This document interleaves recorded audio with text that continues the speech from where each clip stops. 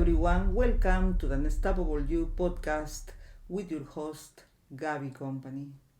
Today my guest is the beautiful Marilou Coombe from Empower Youth Coaches Academy. She was involved in the traveling industry for many years, but now she's working with teenagers. Welcome, Marilou. Hi, how are you? Thank you Good, for thank having you. me here. Thank you for being here. Could you tell us a little bit about yourself, please? Yeah, sure. Where do I start? Such a big, broad question, right? So, the first thing I like people knowing about me is that I'm a mum of two boys myself. They're teenagers now. So, I'm in the thick of the walking hormone stage, which is a lot of fun. I get to almost use my boys and I as our guinea pigs for what my clients come to me with. I did start off in psychology as my degree, and I love everything about human behavior and the way that we think, what motivates us, in particular the way that we do things. But then after I finished that degree, I went off and got into the travel industry. I've always just wanted to travel the world. 39 countries. Yeah, 39 Wow. countries I've been to now, so it's a lot of fun. In fact, between the age of 24 and 30, I was on a plane on average once a month. In that time, I lived in the US, the UK, and I worked for Qantas Airways, so did a lot of travel as well with them, which was a lot of fun. But just love cultures, love travel, and I think that's where my biggest education also happened on how to relate to different people, how different cultures operate, how different cultures do things. In my younger years as well, I lived in Brazil when I was 16 and 18 for 3.5 months, and absolutely loved that. Like, that was a massive cultural experience for me. I was born in Lebanon and I came to Australia when I was 10. So when people go, where are you from? I'm like, I'm a citizen of the world, and I just love languages and I love cultures and I love understanding how people in different places operate differently. Yeah, and it's really important. Like, I'll give you an example. And this actually even happens here with our Indigenous culture. When you're speaking to someone from an Indigenous background, it's really rude for them to look you in the eye. So they'll look down. Now, a lot of Western cultures, like, that's being rude. You're disrespecting me. You're not looking me in the face. But even Chinese culture, for example, Asian cultures, again, they'll look down as a sign of respect. But a lot of Western cultures, it's like, if you don't look at me, you're disrespecting me. So it's just little things like that sometimes in certain workplaces or gatherings where people can just misunderstand because they don't understand that culture, and they're both trying to show respect, but they're showing in completely different ways. So I just found stuff like that really fascinating, and I delved a lot into cultural differences and studying human behavior from that way. But I was in the travel industry for a long time, and then I had children, and I spiraled. I had my own challenges with postnatal depression and anxiety in particular. Like, anxiety became my best friend. And it was really debilitating. Like, I couldn't get out of bed some days, look after my kids. When my eldest was 6 months old, when my firstborn was 6 months old, I found out I had celiac. I dropped him and I lost all my senses. In my arms, in my body, I just was like beside myself. I can't look after this child. I'm the worst mother ever. And I had to do a lot of mindset work and a lot of repairing my gut and health work. So I got to be on a journey of a lot of learning, a lot of growth. And I feel like I've done this full circle of coming back, because then I went and did a lot of training and coaching, neuroplasticity, NLP with neuro-linguistic programming, hypnosis, a little bit of energy work, EFT with tapping. So I learned a whole bunch of modalities that helped me and then also helped my kids. And I've always just wanted to work with kids. So I originally started my own business working with mothers and coaching them who have been through what I just went through, because I'm a big believer that when things happen for us, they happen for us, not to us, for us. It's then that we can work through it and help others in that. Thank you for sharing your story, Marilou. I can imagine it wasn't easy.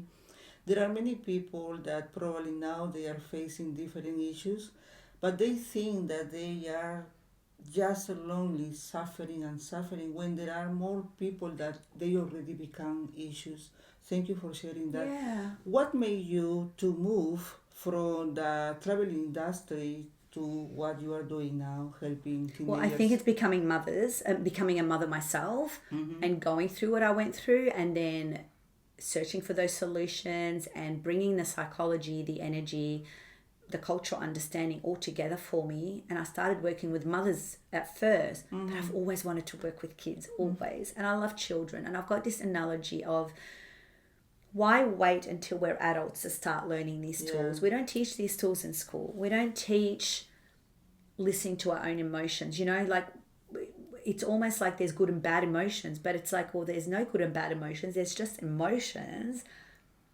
And then how we deal with those emotions is actually what matters, because we need anger, we need sadness. Like, if someone ran over my cat, I'd be a psycho if I didn't cry and if I didn't have the emotion of sadness, right? So it's about, if someone hurt my family, like, I'm going to be angry.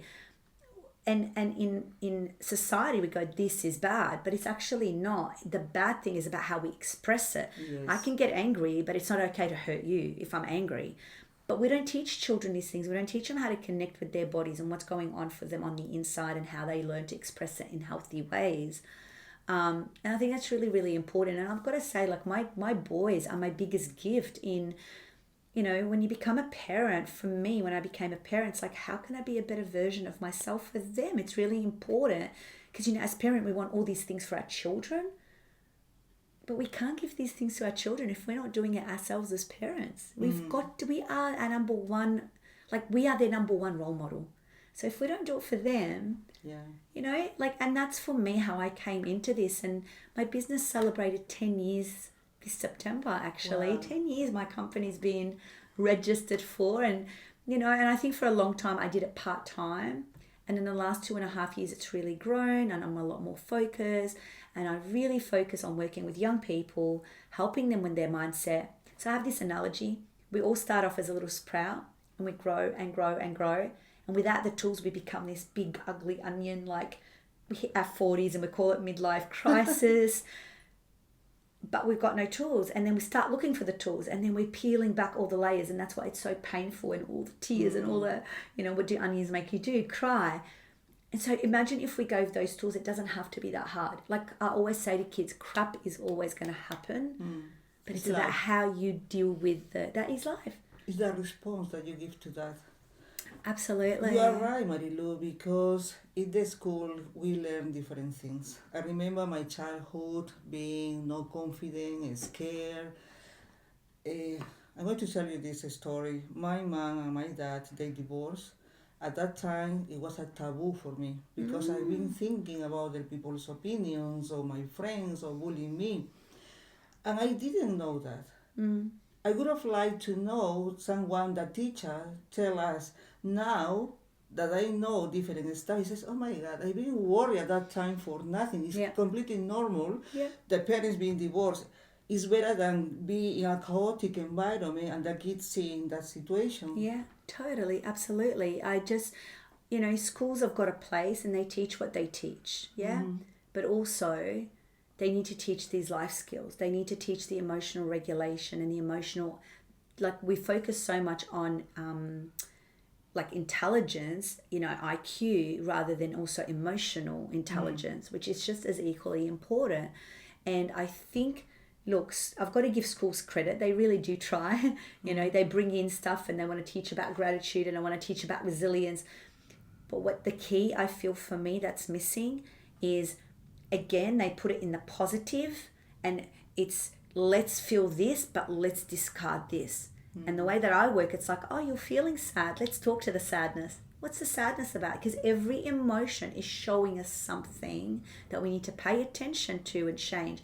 You know, there's always a root cause. It's never just, but in Western culture, we always look at fixing rather than preventing. We always look at, you know, that, and so we need to dance with that a little bit and allow children to be angry, but to express that anger in a healthy way, to express their sadness in a healthy way, to express jealousy in a healthy way, rather than shut off the emotions, like ignore it. And you must be resilient, but you must be grateful. And I'll see most kids now, if you mention the word gratitude or resilience, they'll just go, and they'll roll their eyes at you, you know. It's just pushed down their throats in a very wrong way. And there's no embodiment. There's no actual practice of it. It's almost like a tick. We've taught that, move on. But it's become just words. And children are massive on energy.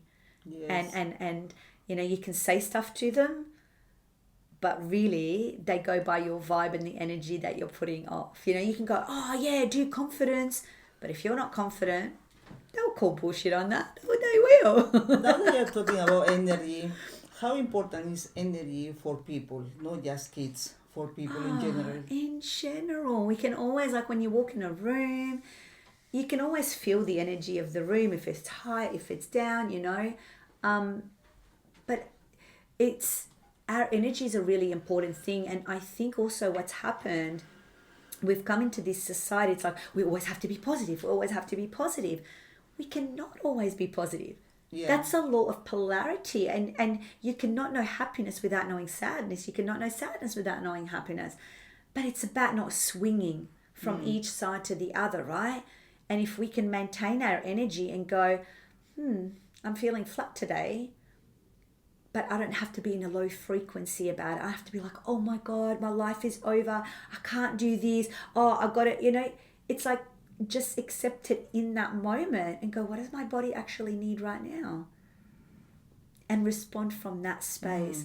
And that goes for everybody. And it's not just for children, the adults in the children's life. Yeah. You may not be a parent listening to this, but you may be a teacher. You may be a checkout person at Woolies or something, in a supermarket. You're still going to contact with people and your energy is going to say a lot about you. Yes. Yeah, so if you're responsible for your own energy, so much just can shift around you. Because everything is energy. Marilou, how important is for kids to be heard and to be seen?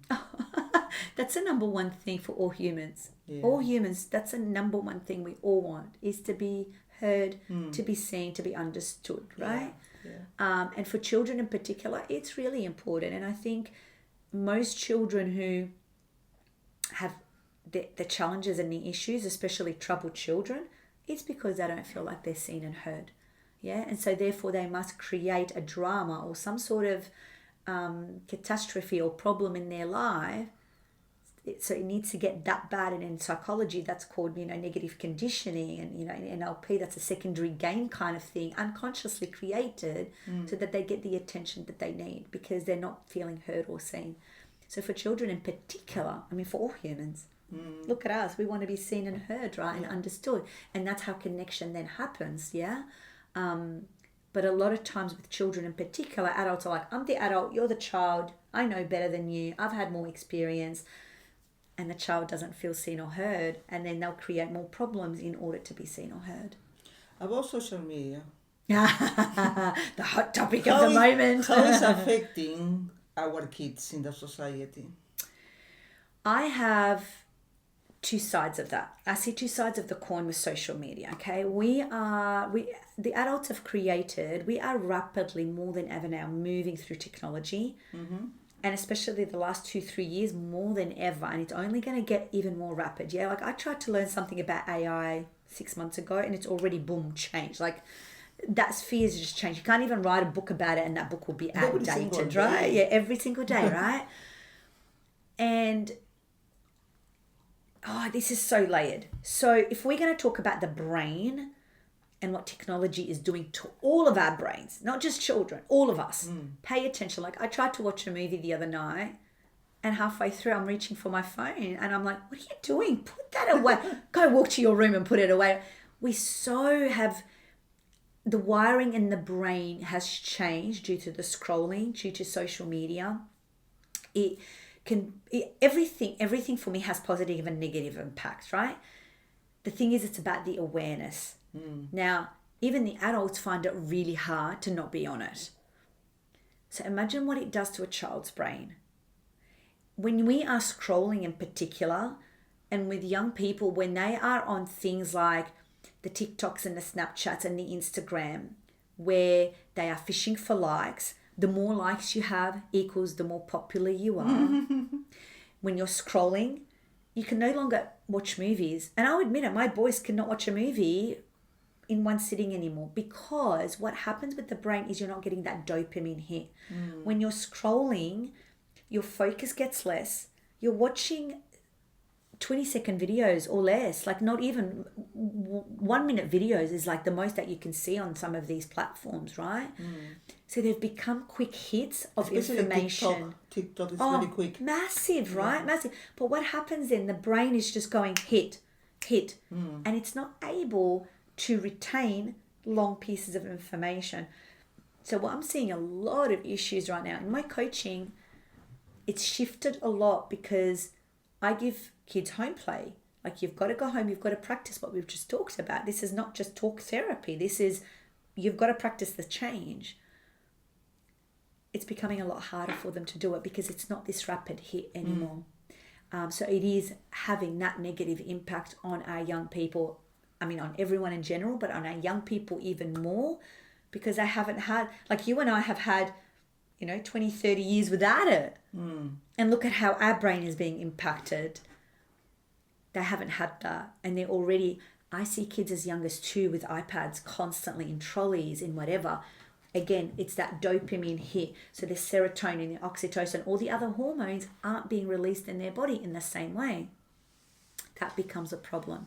And then we want to label it with all sorts of labels, and I won't go into those, but it's actually, let's have a look at the environment as well. It's not just the brain composition with these labels, it's also the environment that these kids are being brought in. Now, on the flip side of that, it's giving kids a lot more connection in the way that they do and can connect with their friends, especially with most households now being, everybody's working. So parents can't just drive their kids around like they used to when we were younger. It's given kids a lot more access to creativity in the way that they can show up and create stuff. I mean, my son was in lockdown, 7 years old, and I put a post up on my social media going, whose kids want to do yoga in the lockdowns? And he was 7 years old and taught 20 minutes of yoga online. Amazing. Yeah, that was amazing. And he connected with all these kids and was able to do something really positive for them and for himself, right? And earn really good money, mind you. For 20 minutes, he earned like $70, right? Wow, 7 years old. Yeah, 7 years of age, right? And then he did it again when he was 8. And his brother helped him, and his brother's got beautiful writing, and he wrote all his poses for him on a poster and stuck it under the laptop. And like, imagine if we didn't have technology in that way, the kids couldn't have kept in touch in the way that they did. And I know young people making really good money online, really good money. We are in the age of technology right now. And so we either embrace it and in a really positive way. And the way that I say for any parent, I would say 90% of parents out there would struggle with this, with technology with their kids, because it can take over. It has with us as well. And like I said to you in the beginning, I'm my own guinea pig, so I'm always practicing these things at home. I have to. They're teenagers, yeah? I always show them the science of what it does to their brain and listening to their own body. Look at how you're tired. So my son has been gaming a lot. It was school holidays in Australia a little while ago, gaming a lot, connecting with his friends that way, especially friends who went to holiday homes or whatever, and they can't catch up, but they'll get online and play together. Brilliant. Now, as a parent, I'm always listening to their conversation. The doors are open. I can hear everything that's being said, because there is a lot of online predators and that parents can worry about, right? But there were times where he was spending too much time on it. And then he started waking up in the middle of the night with nightmares. Nightmares from the game, like this big strawberry elephant is going to come get him, because that's in the game, but it's become in his unconscious now because he's played it so much. His brain is trying to process that information when he's sleeping. And we had a few nights of this, and I said to him, so what are you going to do now? Are you going to continue to play like this? What is your body telling you? What is the feedback that you're getting here? Get in touch. This is empowerment, because I can go in there and say, that's it. I'm cancelling all of this. You're not playing that ever again. I can take over and do that as a parent, right? And I want to find that I'm the authority. I'm your parent still, and I'm guiding you and I'm disciplining you.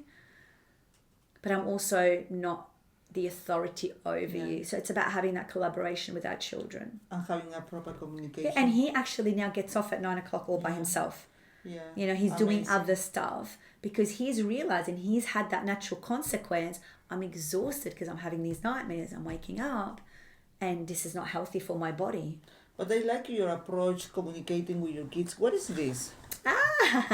So this is a project that I've had for 4 years in the making. About 8-9 years ago, I created a gratitude book after 2 years of running gratitude challenges with different groups, like with parent groups, with kids, with general public. And I started noticing a pattern.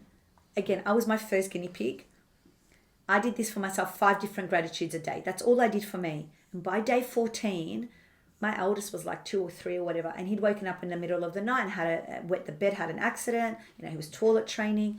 And my first thought after 14 days of doing 5 different gratitude was, thank goodness for mattress protectors. And I went, oh, what? I'm like, my brain changed. Because normally, Gabby, I would be like, oh, I wish I'd put him on the toilet. I wish I did this. Oh, this is so annoying, yeah? But my first thought after 14 days of practicing this was, thank goodness for a mattress protector. And that's when I went, ooh, there's something in this. So I started doing different challenges. 2 years later, I put a book together, 8 different challenges to rewire your brain. And this is when neuroplasticity comes in through the practice of gratitude. And gratitude is like a really high frequency under love, right? To be in gratitude is really powerful. So this gift is for you. Wow. I'd love for you to open it. Wow, thank you. And what I've done is I've created this deck of cards. Help me so open yeah, it, just please. so I took the book, I turned it into a deck of 50 cards to make it fun for 50 kids. cards. Yeah, 50 cards. So that you've got a prompt for every day. I don't want to rip the box. Jeez, I didn't So realize. you use every single card every single day.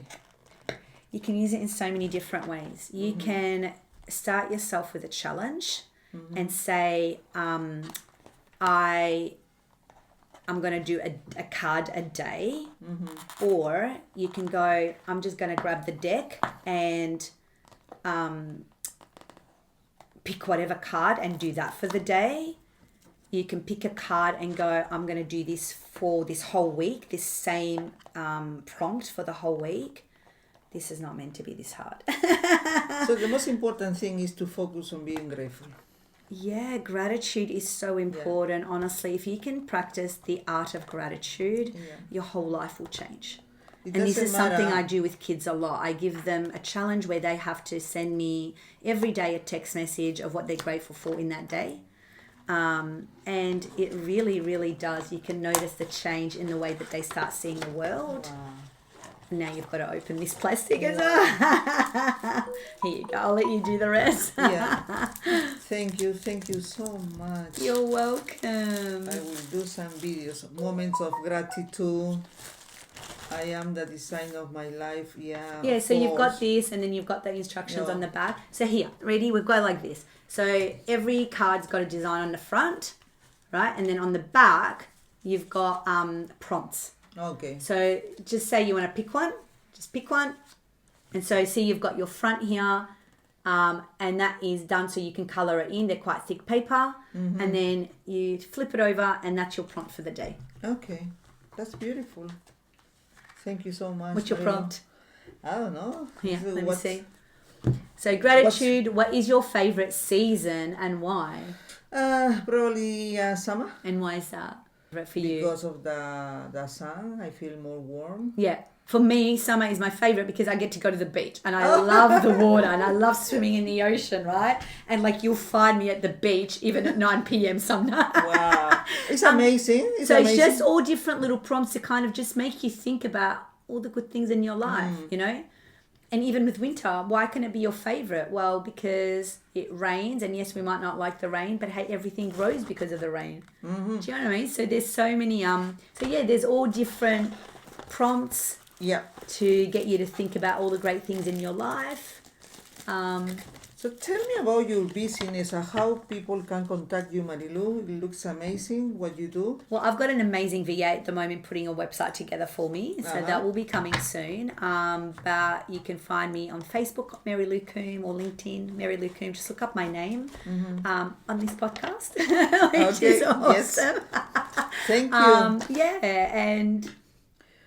Before we finish, what would you say to people, to parents, especially parents, that they are struggling with kids?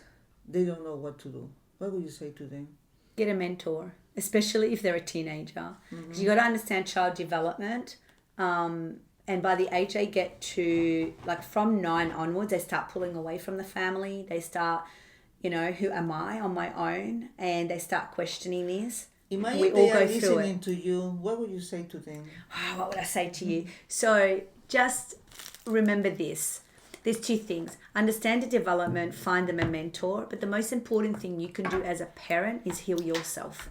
Because when you heal you, when you clear stuff out for you and not pass on your own traumas to your children, that's when the magic actually happens. Your children will create their own things. And if your children are struggling and you aren't able to handle it, especially in those teenage years, definitely find them a mentor that can help you, because my own kids don't listen to me at this age. I've got their own mentors. Yeah, I'm a mentor, but you've got to do that. Surround yourself by the people that you want your children to be listening to. That's really important. But also you are their first role model. So clear your own stuff out. Quite often I get parents going, help my child be confident. And I'm like, how confident are you? So, I can't tell my child to be confident, and yet I'm crapping on myself all the time, or I'm not loving myself, or I don't feel confident in myself. Children don't just hear, they feel the energy in which you're in, and they model what you are actually showing them. So that would be my number one thing for parents. Thank you. Thank you so much, Marilou, for sharing your expertise, for amazing message to the audience. Thank you so much. It was a pleasure to have you here. Thank you for having me here. Thank you. Gracias. Gracias. Thank you so much, everyone, for being with us. I'm really grateful having Marilou with us today. It was Gabi Company in Melbourne, Australia. See you next time. Bye-bye.